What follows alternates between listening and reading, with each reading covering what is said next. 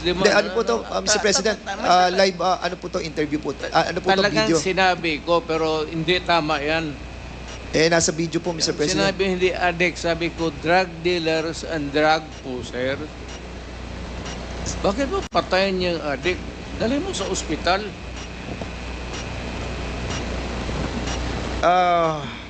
It's common sense. Ang polisiya po ng ating pong gobyerno, ng gobyerno nyo, yung pong neutralization, illegal drug personalities nationwide, kailangan po siyang ma-neutralize. And as a matter of fact, ito po ay issued ng Memorandum Circular Number 16-2016. And according to General Gamboa, when I heard it in the Senate, sabi niya confidential po to. At nakakaalam lamang po ay yung mga commander. As a matter of fact, yun po sinabi niyo, commander, yung mga chief of PNP ng DDS. Bakit po siya naging confidential, Mr. President? Again, sir, what's the question? Bakit po kaya naging confidential yung pong utos na negation and neutralization of all those personalities sa illegal drugs? Standard yan, sir. That is standard. Hindi naman minano ng pulisya ng there is a directive. It is confidential. And if there is a list, it cannot be made public. Not even shown to anybody, pati sa yung mga sa... Kasi Mr. President, kung negation and neutralization, alam naman po natin, according nga kay Chairman Abante during our discussion, na ang meaning po ng negation ay patayin, neutralize, patayin. So, is there really an intent to hide this and make it confidential in order the lower ranks ng ating kapulisan na hindi po malaman yung inyong kautusan? I will admit na ang order ko yung mga drug manufacturers, pati yung mga big time drug distribution, patayin. Hindi ko, I will not deny it. At kung ako, mabalik ako pagka mayor, tublahin ko yun. And I want to make it clear, Mr. President, Mr. Chairman, that nung panahon po ng ating pong Pangulong, dating Pangulong Rodrigo Roa Duterte, meron po tayong 210,000 na mga kapulisan.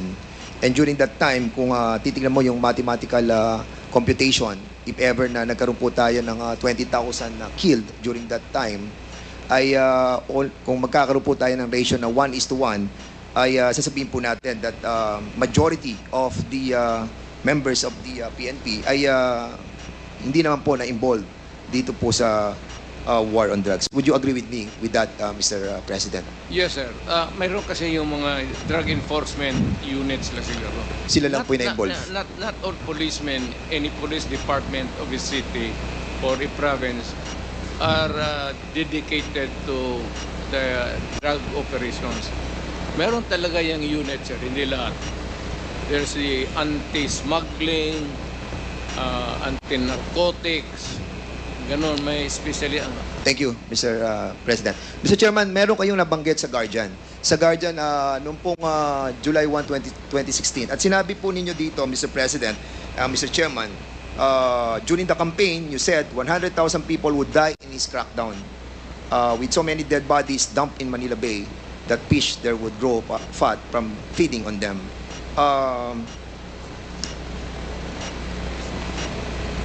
And out of that 100,000 that you have mentioned, ang reported lamang po na namatay is reported na namatay ay almost 20,000 to 30,000. So, were you disappointed on this, Mr.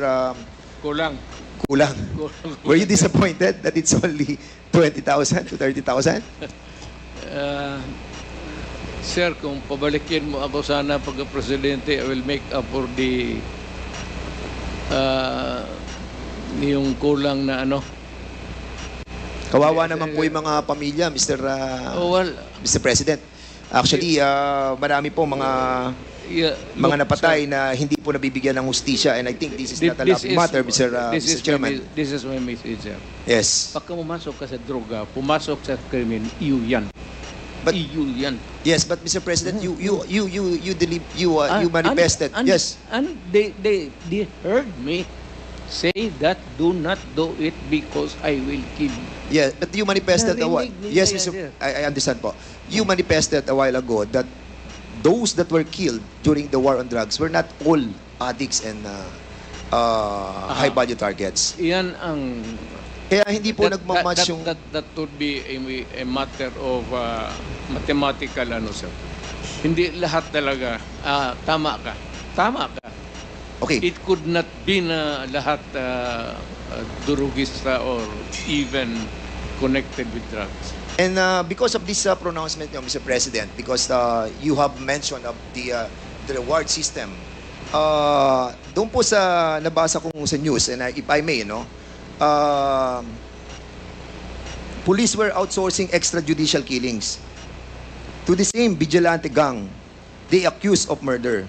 Officials of the PNP, andyan po, kung mababasa po ninyo, coordinated with vigilantes, selected targets to credit for murders, and on occasion paid for assassinations in the name of the war against drugs. So in other words, Mr. Chairman, because of this war on drugs na pronouncement po ninyo, yung pong anti-drug vigilante group existed because of this tinatawag po nating outsourcing ng mga pulis. Like what happened, Mr. President, nung kami po ay nag-imbestiga dito na si Colonel Santi, who testified under oath and made an affidavit na sinasabi po niya na nag-hire po sila ng killer para po kay General Barayuga. At binayaran po nila ng 300,000 pesos. Will you agree with me, Mr. President, that General Barayuga was a victim of extrajudicial killing?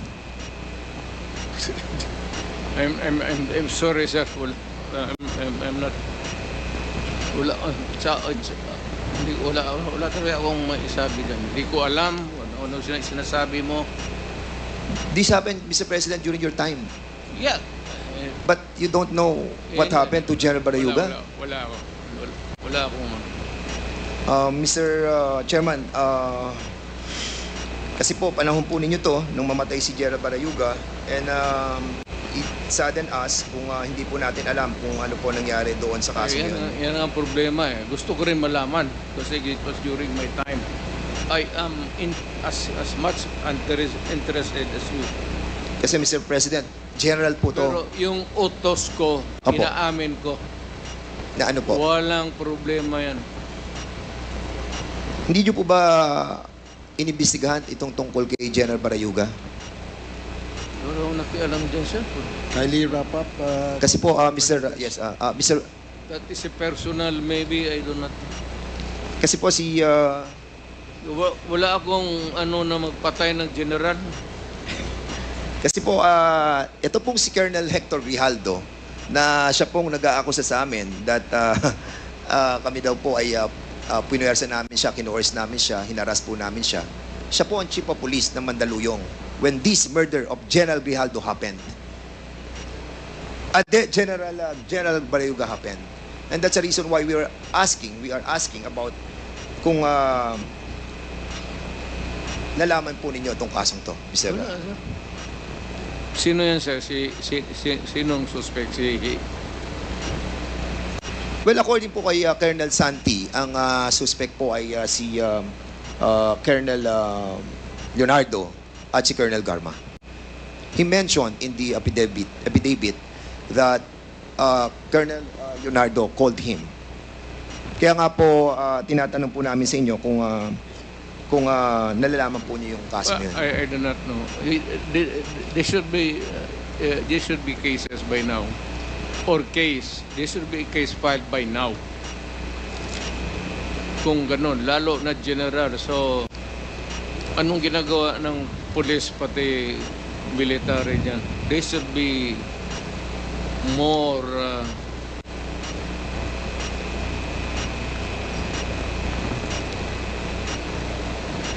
more active.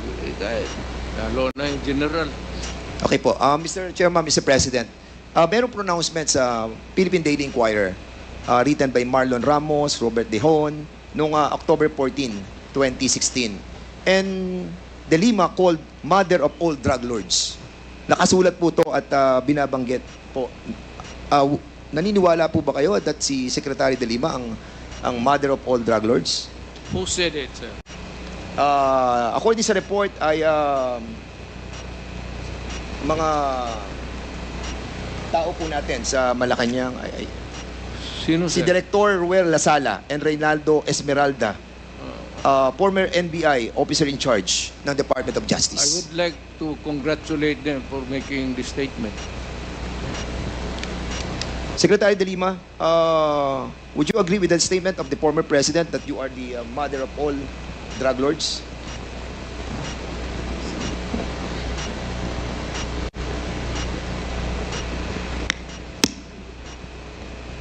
Absolutely false. That is a fictitious